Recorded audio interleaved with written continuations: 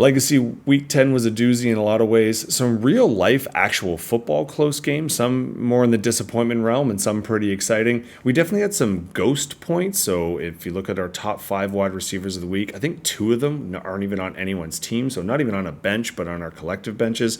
You know there were some electric performances in the NFL, and you know definitely that some of them happened on Thursday. And unfortunately, if you happen to go up against maybe 2 of those and one great quarterbacking performance and then one all-time winning weekend performance, and then top it off with your defense being in the minuses. Of course, I'm speaking in the hypotheticals, but we'll get to the matchups in a second. You may also notice the scruff a little bit. Yes, they celebrate November here, so I will be growing out, and if you remember, the lip worm situation makes it a little bit awkward to be around kids, so I'm going to wait probably another week or so. So maybe by next week's video, but definitely by the one after that. Maybe I'll have to put a blue circle over because I'm not sure if that's appropriate for all ages, but that's where the scruff is coming from, so thanks for the concern on that one. My facial hair aside, let's get to some NFL scores. The title might be slightly nihilistic, sure, but this week for me, nothing really matters. And football stuff aside, more of it's because, and just full disclosure, I think a lot of people know this, but this little part, the part that talks about football, this goes in all of the videos. Everything else is league specific except for this. I don't redo an NFL one just for each video. So there's a lot of people listening here who are educators and international or non, people in education in general, some admin, etc. But even people that aren't, there's a high percentage that maybe you have kids. So perhaps you can empathize with the week that is report card comment writing week, because I spend the whole week doing it to find out that, nothing really matters. Most of my colleagues just use AI now, so maybe I should just put all of the feedback that actually matters that I've given them over the year and make a little word cloud and put it in a 8x10 and give it to parents. Maybe that would be better than doing this. Anyways, this is literally the only thing I'm doing all week that is not report card comment based or work based, I should say. So I'll get right to it. This translates as well into football and fantasy football. If you were watching last week, there were some great games and a lot of people were excited. Maybe you did your research and you thought you'd kind of pick, were the Chiefs going to fall to the Broncos, and you had it and you were right and it was going to happen, and then it was a blocked field goal kick. And I'm not getting into the conspiracy theories that have essentially been debunked about Mahomes talking to the referee and asking for help, because apparently that is not what happened. Shock, I think the Chiefs of all teams know that hate is going to hate, and when you're undefeated and you've won the Super Bowl last year, people are going to want to make reasons why you're winning other than you're just actually pretty decent. But that could have been a huge game, huge upset, maybe on the Sunday nighter. Maybe you're thinking I was going to see 2 offenses in Detroit and Houston, or 2 teams in general that were supposed to be heavily touted, should be a well-played game, only to watch 8 interceptions decide it. Insane. 5-3. Goff and CJ Stroud, these are not supposed to be slouch of QBs. And if you watch some of them were not the best efforts. And if you were thinking, is this an NFL record? Maybe you did your homework. 8 in a game can't just be a record, because actually 8 as an individual, there has been a quarterback by the name of Jim Hardy who had 8 interceptions. Although he is so old, I know that's the joke. How old is he? He is so old, his Wikipedia cover profile page is hand-drawn. No jokes there. That's legit. But that game ends up getting decided, as Collingsworth kind of said, because they didn't paint or repaint the goalposts, because the 2 field goals to tie and to go ahead were by such a small narrow, it literally just looked like it just inched by. So you could have had all of these predictions only to really come down to a couple big plays. And in fantasy, we saw the exact same thing. Maybe you did your waiver wire pickups, you did your research, you did your kind of bye-week strategy to make sure you had the best chance to win. And then you watched the Thursday night game, and maybe you played Burrow, or even worse, Jamar Chase was on the other team, or even worse, both. And it didn't matter. The game was over before you barely checked the scores on your Friday morning, or for me when I watched them on Friday night here. So again, we're walking into week 11, and this is when it matters the most. Maybe there's some teams who have clinched. I don't think there's any teams who are technically mathematically out of it yet, but they will be as of this week if they start losing, or they keep losing, I should say. So this obviously really, really matters, and yet nothing matters. Maybe pick someone up on the waiver wire. Take a shot. Maybe that person that's been on your bench is going to score points or score 50 points. Who knows? At this stage, your guess is as good as mine.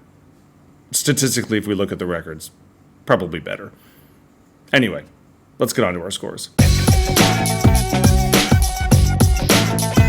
This is just unfortunate. Gene is just going on a rampage since his loss. He's pushing 200 again, but this was kind of just over on the Thursday night. This was over at kickoff, as I think they say, with Burrow and Chase back-to-back, 65 plus.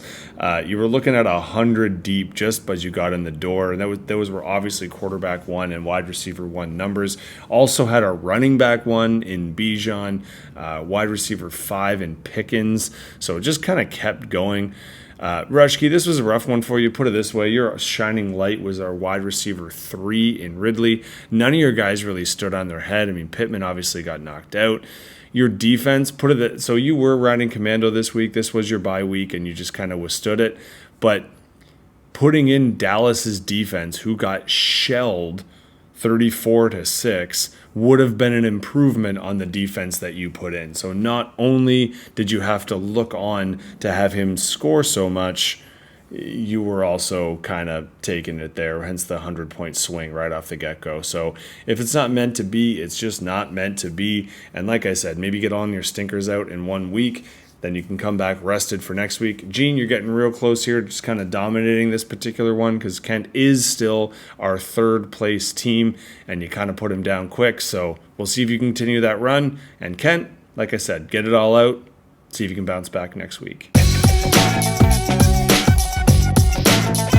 Can you imagine pushing 200 and not even being our highest scorer? That was Maxon this week. Now his projections were pretty high, but his achievement was even higher. Lamar Jackson was the quarterback too. In fact, if there's a little rumor or a little theme here of him dropping deuces, he had the quarterback 2, he had the tight end 2, he had the running back 2 and the defense 2.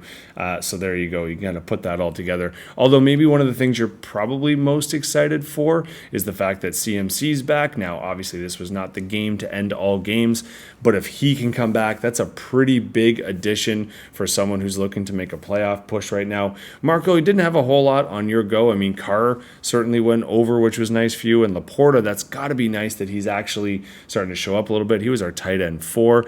But your running backs were anemic, and the fact that CMC's back and Mason isn't here, so I mean, you were definitely another one who was riding fairly commando. Nothing actually at all here, so you're going to be coming back off the bye week looking to be a little bit better. So in all honesty, if you can have a bye week like that and still be over your predicted, and you would have beaten a bunch of teams, not the end of the world. But Maxon, I think I've said for the last couple of weeks, you're one of those people in the middle that really needed to make that kind of push, need to make some statement wins.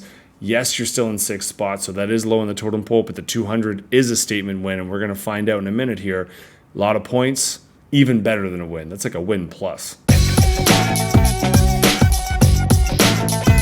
In a pretty important one here, now we finish with 2 more 500 teams, so we'll see in the standings how that's going to work itself out.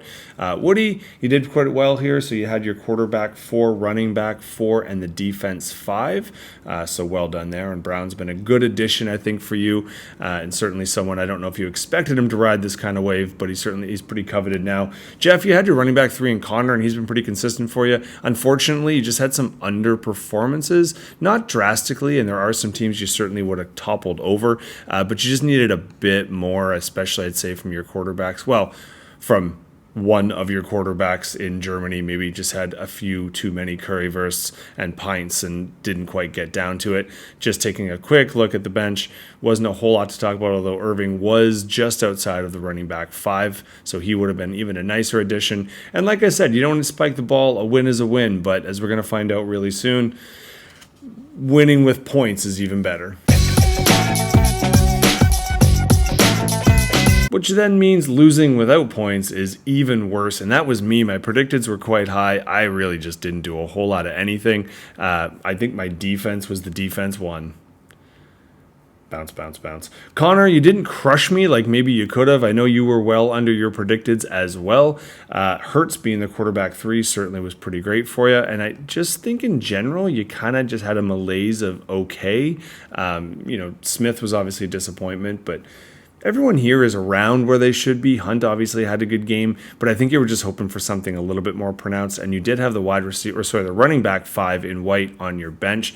You didn't need it though. The win is helping you out. You're pretty hot right now. You're running through the table, and you're often scoring a lot of points as you do it. So again, we have one more game to cover, and then we're going to see how that all kind of fares. For me, I better start winning, and I better start winning a lot.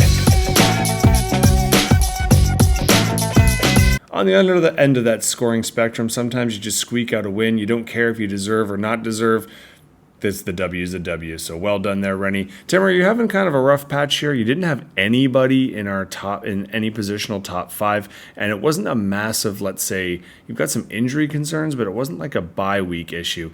Rennie, I think the biggest thing you had on the go is you had a ton of points on the bench. So this actually could have been a little bit better for you. Gotta love that Kelsey's back. That was a tight end 1 performance. And in general, it was enough, obviously, to get you through, but your studs weren't really doing what your studs normally do. Williams, this is his first game without a touchdown. Jefferson looked mortal against Jacksonville, of all people, which most people did not see coming.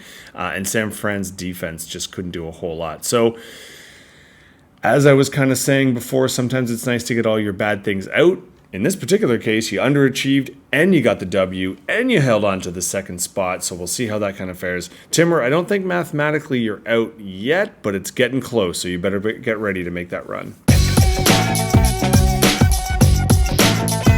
As I said, technically Timmer's not out of it, and technically Gene hasn't clinched, but we're getting pretty close. There's going to be 4 games left, including this week, so I'm expecting to see some asterisks soon to kind of let us know what's going on. But like I said here, the biggest story, 5-5 get you anywhere from 4th to 7th, so the points are going to matter a lot. So as you're looking at your win-loss and who you play, you should also be looking at what they're scoring, because do remember that's what it comes down to in the tiebreaker is points scored. Taking a look at our matchups, I know for me, I feel like I have a pretty much must win. I would assume the people below me here feel that as way as well, as is Marco. Unfortunately, his must win comes against Gene the Machine. Of course, I can't sneeze. The guy that I'm going up against pushed 200 last week. I'd say probably the most epic matchups in terms of our league and its importance right now. We do have our 2 versus 4, so careful for Rennie. Connor's been scoring a lot recently, so I don't think you're going to get away with an under 120 performance and a W this week. And then we have, speaking of under 100 performances, we have Kent looking to rebound now that his team is all back from buys against Woody, who does seemingly put up really consistent numbers, so that could be a high score depending on how things roll. Week 11 is going to bring some normalcy. We don't have a European games or any international games at all, and we've got a little bit to wait until American Thanksgiving, so it's just kind of a standard week. But as we see in the pools, it's going to be pretty important to make sure all your rosters are there, so we do have some bye week teams. The 2 that were having the Curryverse and the Pints over with the Germans, that's the Panthers and the Giants, just reeling off the electric game that was. We also have Tampa Bay and the Cardinals. That might be a little more appropriate or a little more applicable to some of our matchups. So as I just went over with the standings and the table, no one is clinched yet and no one is out yet, but that is definitely going to be changing, and everyone in between, every point's going to matter, every decision's going to matter, and certainly W's matter even more than you think. So best of luck.